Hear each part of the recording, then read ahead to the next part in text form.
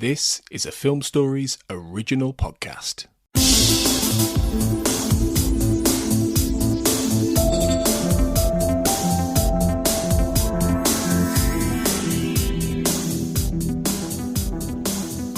Hello everyone and welcome to the Xcast X-Files Podwatch. This is episode 51 and we are talking today the episodes Unusual Suspects and Detour. I am your host, Tony Black, and joining me is my co-host for this Podwatch double bill, Mr. Darren Mooney. How are you, sir? I'm good, how are you? I'm alright, I'm okay. A little secret, guys, right? This is the first one, outside of the very first Podwatch, that I am recording. Now, you will have heard me on previous episodes before this, but this is the first one I'm recording, so this is quite exciting for me, really. This is my first proper go at doing the Podwatch, Darren. Shh, Tony, you're ruining the magic. Illusion, this is all live. Yeah, this is recorded. Of course. Anytime you're listening to this, we're recording. We're in a little booth recording this live. Yeah, I'm ruining it, aren't I? It's all horribly shattered. No, it's great actually. It's really good. I've done a couple of these already, out of sequence and into sequence and stuff like that. They're great fun, actually. They really, really are. And I'm kind of thrilled that I get to be here for your first time around. Oh, thank you very much. Very nice of you. Very nice of you. You've already hosted and been a guest on some fantastic ones beforehand. So we're roughly around halfway through the Podwatch now. There and abouts. There are overall around 107 episodes. So we're almost at the halfway point now. So well done, guys. If you've been listening for the last 50 days, you've been doing very, very well and keeping up on this Podwatch. So we'll kick this one off by talking about the first one today, which is Unusual Suspects.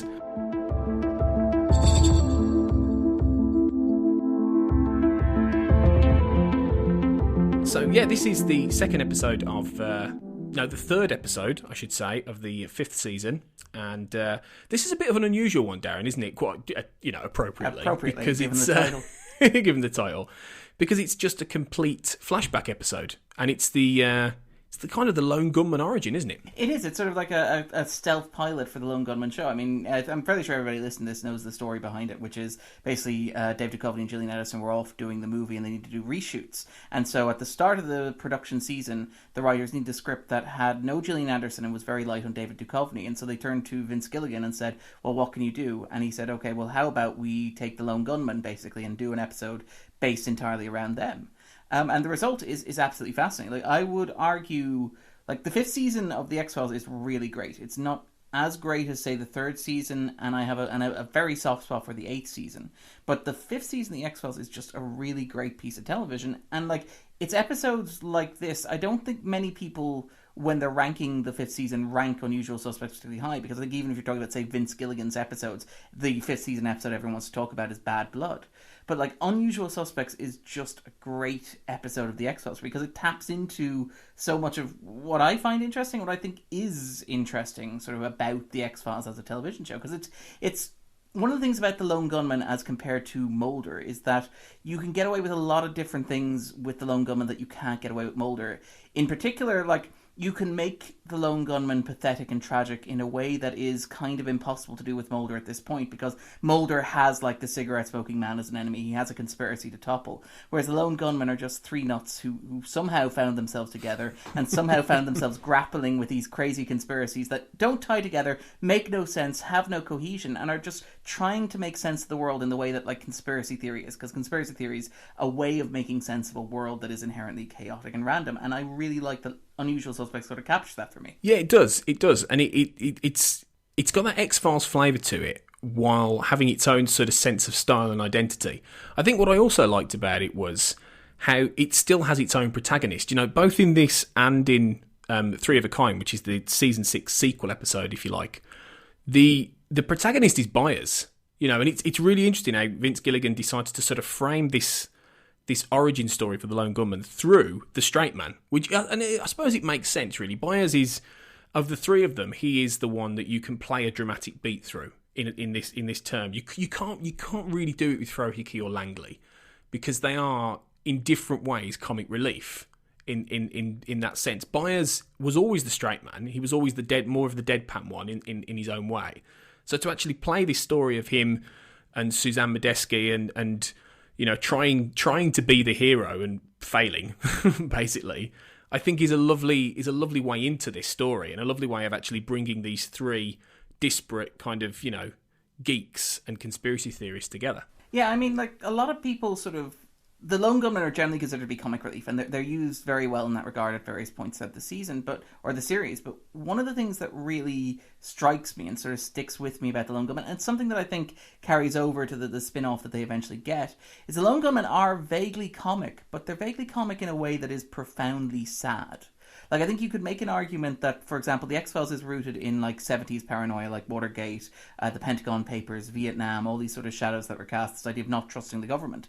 Think about the Lone Gunmen, and it's a very subtle distinction, but I think that Gilligan makes it here, and then sort of carries on with it through Three of a Kind and obviously into the Lone Gunmen show, is that the Lone Gunmen are almost like the child of the lost 60s. Like, it's you find out that Byers' first name is John Fitzgerald Byers, obviously after JFK. The Lone Gunmen are named for the bullet that killed, the gunman who supposedly killed Kennedy. Later on, you find they drive a beat-up sort of Volkswagen van. And, like, there's this sense that these guys genuinely believe that they might be able to make the world a better place. They're all vaguely countercultural rebels in their own little way, but in this pathetic way that's sort of doomed to failure. And there's something very affecting about, like, Byers when Byers is in prison at the end, and basically Langley and Frohickey point out that, like, Suzanne Modeski's the one who got them into this situation, and, isn't Byers happy? Is Byers sort of, is he disillusioned now because she led him down the garden path, they end up here? And Byers sort of in that moment, like, it's a beautiful moment, because Byers basically decides, like, in that moment, that he's not going to be the guy who was led down the garden path by Suzanne Modeski, who was sort of tricked into helping out and who paid the horrible consequences for that. He was instead going to decide that he was always in it for the truth. He always wanted to expose the lies and to protect the people. And what you get the sense watching, what he really wants is like a life. He really wants a life with Suzanne. He really wants, like, somebody he can come back to, somebody he can love, somebody like we'll talk a bit about, like, I might be covering Three of a Kind later on, but, like, the opening scene of Three of a Kind where Byers imagines a world where he's living with Suzanne and he has a child. Like, that's really, really sad. The fact that he lost that, and that living with the other two is like his compensation price. Like, they're like a weird surrogate family, and it's very affecting, very touching, but it's also very sad. Yeah, it's true, actually. And the surrogate family thing, I think, hits the nail on the head. And you kind of haven't really contextualized the gunmen in that sense before this episode. They've been that kind of little trio of, conspiracy theorists, all a little bit different from each other in many ways, bickering, like like three dysfunctional brothers almost. And they've always just been that sort of foil for Mulder's quest or whatever, or coming up with this information. So to do this kind of episode where you see more of a dramatic weight behind how they come together, I think is really good. And later on, you do sort of see them hammering this family theme. Like, so for example, in Kill Switch later in the season, the three gunmen all share the same bed, which is incredibly cute. And then in Dreamland Part 2, like, Mulder arrives while I think Frohickey's cooking breakfast wearing an apron. Like, there is this sense that they are a family unit, and that like, they're only together because of this random circumstance, this thing that happened to them that could have happened to anybody else that brought them together. And I like this idea of they're trying to make sense of a world that is chaotic and uncertain. I think it plays into this idea in the 5th season, like with Redux and with Mulder's sort of doubt and skepticism, which is an idea that isn't necessarily developed as well as it could be. But this idea that maybe the mythology at the heart of the X-Files doesn't really make sense, and maybe it's just a way of imposing order on a world that is cruel and meaningless and vindictive and full of random things that happen that upset the course of the way life was meant to go. And you try and make sense of it by imagining that there's aliens and mind control stuff. Like, I mean, do you want to talk about the origin of the X-Files in this episode? Because it's really a very subversive... Well, I was going to mention this because it's really interesting way that Gilligan spins all this on its head, in the sense that this is obviously set in 1989. At this point, Mulder is in violent crimes, and he's been to Oxford and everything like that. And yes, okay, he's had the experience of losing Samantha at a young age, and, the regression hypnotherapy and all this kind of thing. But he hasn't yet. Well, no, he did as a kid, didn't he? As a kid, didn't he have a little bit of it as a kid? I don't know, but the big one, the one from Conduit, Gilligan very, very cleverly and very subversively and very cheekily, I would argue, makes a point to consciously date Unusual Suspects, I think several weeks before the big hypnotherapy session where he finally acknowledges that she was taken by aliens. And he also sort of seeds this idea of, the bit at the start where he's like, they're coming, they're here. with the bit where Mulder picks up the alien detector at the expo. So this sort of idea of like, is Mulder's entire life quest a result of getting like gassed in a sort of a warehouse in Baltimore? And that's fascinating because it's one of those wonderful X-Files things that is genuinely ambiguous, and it could actually be that Mulder's just been kind of under the spell of a mind-altering compound all these years that has twisted and made him, more paranoid. And they've been playing with that idea for a while, actually. Demons was not so long ago, where they play with the idea of Mulder's paranoia and is he seeing things that aren't there? Did things actually happen? Paper Hearts, where the whole, down the rabbit hole with John Lee Roach, they've kind of played with this idea of what's real. What is real in Mulder's line of vision, what is real in terms of his history. And then you get to Gethsemane, for example, which really just hammers it home. Absolutely. So it's funny the way they keep playing with this theme as they go on, really. Even in the third season, you have like 3 different X-Files origins, which are not mutually exclusive but require a bit of massaging. Like there's 3 different origin stories. There's this one, there's the one you get in Travelers, which is like Mulder found the cases by doing the case, and then you get the one in the end where it's like, oh no, he found it with Diane Fowley. It's like all of these things can be true, but there's a sense that maybe they're independently true, or maybe you have to decide which one's true, or maybe they're all false. I really like that ambiguity in the 5th season as a whole. Yeah, it is, and it is definitely there in this, as is Mr. X in a great little revisionist kind of cameo. Obviously, he's dead in the present day by now, but we see him come into contact and with Mulder years before he even met like Deep Throat and all this kind of things, before he became embroiled in the conspiracy. And it's a great little Stephen Williams cameo where he's really quite chilling and deadly. There's that great sequence where he drives past in the car and the window just raises up as he drives away in slow motion. Like, it's just, it's great. It's a really good visual. Well, there's even the mock execution where Byers is like, what gives you the authority? And then X proceeds to demonstrate what gives him the authority by putting the gun to his head and pulling the trigger. Like, it's just a really great scene. And I mean, we talk about, like, again, this is a very broad episode, but there are absolutely chilling bits in it. Like, during the shootout at the warehouse, the bit where the bags arrive, and the guy who's been shot with the machine gun on the ground is muttering, I'm still alive, I'm still alive. And they're sealing him up inside a little plastic bag and dragging him off in a body bag. It's pretty terrifying. And it's one of those skillful Vince Gilligan scripts that manages to sort of, cover all these different kind of styles, whether it's comedy, whether it's black comedy, whether it's quite chilling conspiracy. It's all there in this package. So it's a great little concoction. The last thing, of course, to mention is how Unusual Suspects ties the X-Files into the grand unifying John Munch theory. With an appearance by Richard Belzer from Homicide: Life on the Streets, because obviously there's the great theory that all these universes are interconnected, largely through John Munch, who has appeared, this detective, on half a dozen different shows. Arrested Development. Saint Elsewhere, for example, he appeared briefly at the end of The Wire, which is kind of fun to imagine, like the grounded world of The Wire unfolding in the same universe where Fox Mulder is investigating all this. Yeah, I just love the idea that the X-Files and Arrested Development are in the same world, and that there could genuinely be an episode where Mulder and Scully have to investigate the Bluth family. That I would pay money to see. That would be the greatest comedy crossover they could ever do. It would be wonderful. Worth noting that this is sort of Gilligan's first real experiment with sort of postmodern sort of genre-bending stuff. So he gets on, like later in the season, he obviously does Bad Blood. He wanted to do a crossover with Unsolved Mysteries. Drive opens with the car chase footage. And obviously X-Cops is filmed like an episode of Cops. Like, there's a sense that Gilligan loves television, which we'll probably come back to at some point over the course of this podcast experiment, but like I really like that touch. It's great. Oh, if only they'd done the Unsolved Mysteries. I've been rewatching them recently on Amazon. I used to love the old Robert Stack Unsolved Mysteries. Oh, that would have been amazing. But there you go. His narration was so good. It was. Welcome to Unsolved Mysteries. He's just, he's great. Yeah, anyway, Unusual Suspects, quality X-File. Really good way to continue this starting season 5.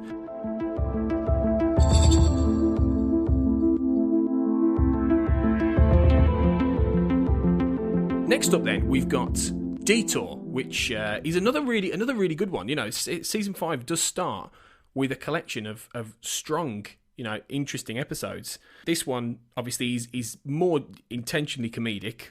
This is a script by Frank Spotnitz, directed by Brett Dowler, who's not a concurrent, well-known X-Files director, but he does a good job with this. And this obviously pitches Mulder and Scully investigating disappearances in the Everglades forest. And they potentially come across, a monster and possibly like the Fountain of Youth and all kinds of stuff like that. The thing with Detour is that, a bit like Quagmire in the third season, it's very well known and very well loved among many people for its specific Mulder and Scully shippy moments. But I think that that's sort of doing it a disservice in a way, because I think Detour's got more going on. It really does, but I feel like we have to acknowledge that. For me, Detour is the moment at which Mulder and Scully are unequivocally hooking up. Like, it's the point where Scully brings wine and cheese to his room. When Scully is packing her bags, you'll notice that while Mulder runs to her room to check where she is, she's packing her bags in his room at the very end. Yeah. But it's the moment, like, you can get a sense that, like, during the fifth season, the writers were like, look, a large part of what appeals about the show is the Mulder and Scully relationship. And you have, like, obviously you had, like, Catatoni at the same time was releasing their, things are getting stranger, starting to worry. This could be a case for Mulder and Scully.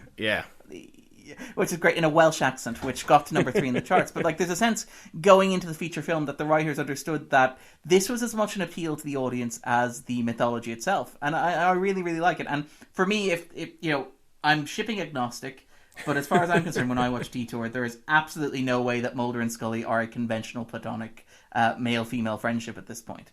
I don't think they're a conventional relationship either, but I think there's no way in which they are not, involved in some way.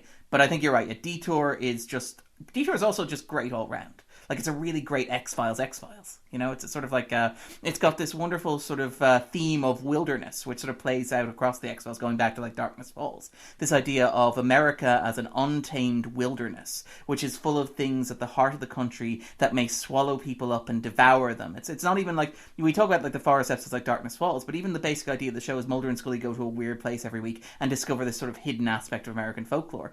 Detour just makes that more explicit by saying, and there's this really great scene at the start where they're like, the trees in this forest are older than the country itself. And the idea that the conquistadors who came to the country have somehow discovered the Fountain of Youth and are haunting the forests. And it's this really beautiful, very evocative story about how, like, the countryside is more alien and more hostile, perhaps, than people really think that it is. It's just got this beautiful sort of eerie atmosphere that uses Vancouver spectacularly well, even doubling as Florida. Mm.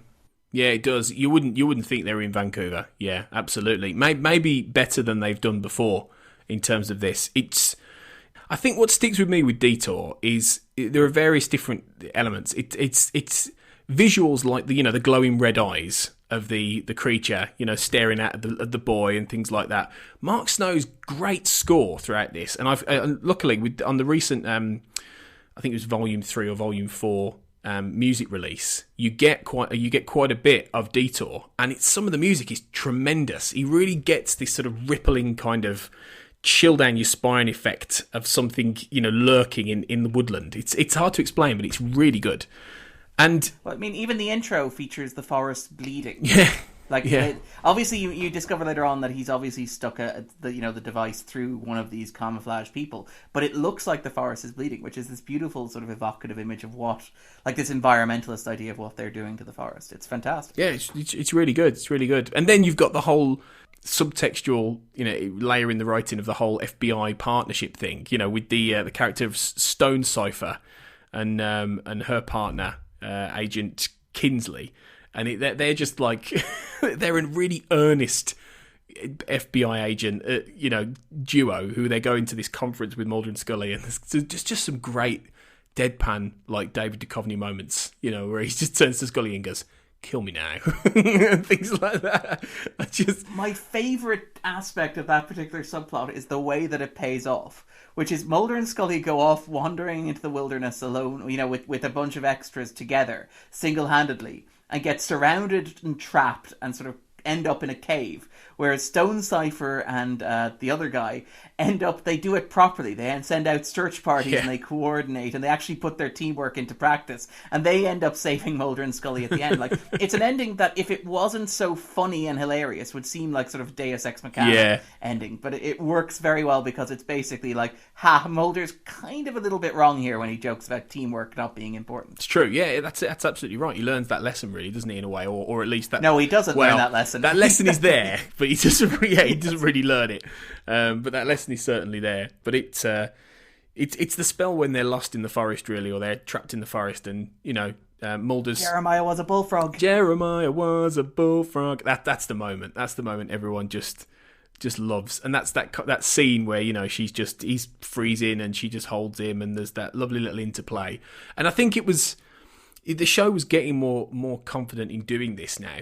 Certainly over the last season, and from season 5 onwards into season 6, it happens all the time. But you get the show pausing to have these moments between them. And some people might say, oh well, that's the point where the show starts to lose the element that made it great, a really scary, exciting, show in the first place. But I don't think so. I think it adds to just the love of those characters. And Detour would have been good anyway, but I think having those elements in it is what makes it stand out as a really, really enjoyable, fun episode of the show.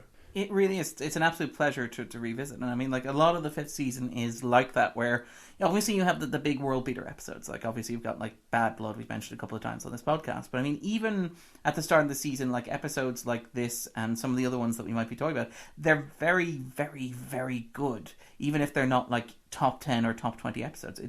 It's really firing on all cylinders. I think maybe the middle of the season, maybe towards the tail end, drips a bit. But I think coming out of the gate, like, you couldn't ask for a stronger sort of 2 monsters of the week than the 2 we've gotten. And there's some great stuff coming up. Definitely. Absolutely.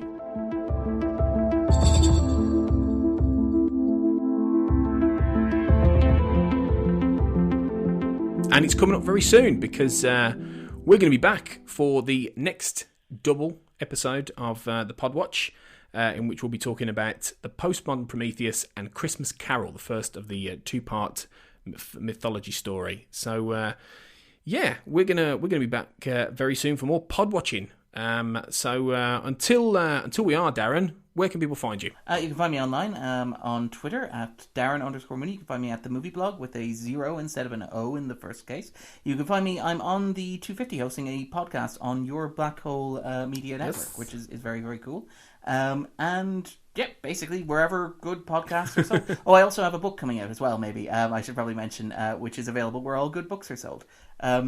Cool, thank you. And you can follow me at AJ Black Writer on Twitter, and obviously the Xcast is at the X_cast on Twitter, and check out our Facebook page and group as well, which hopefully you already do. But enough of this. We're going to let you take off and get ready to watch the next 2 episodes before we return tomorrow. So until then, remember, as always, trust no one.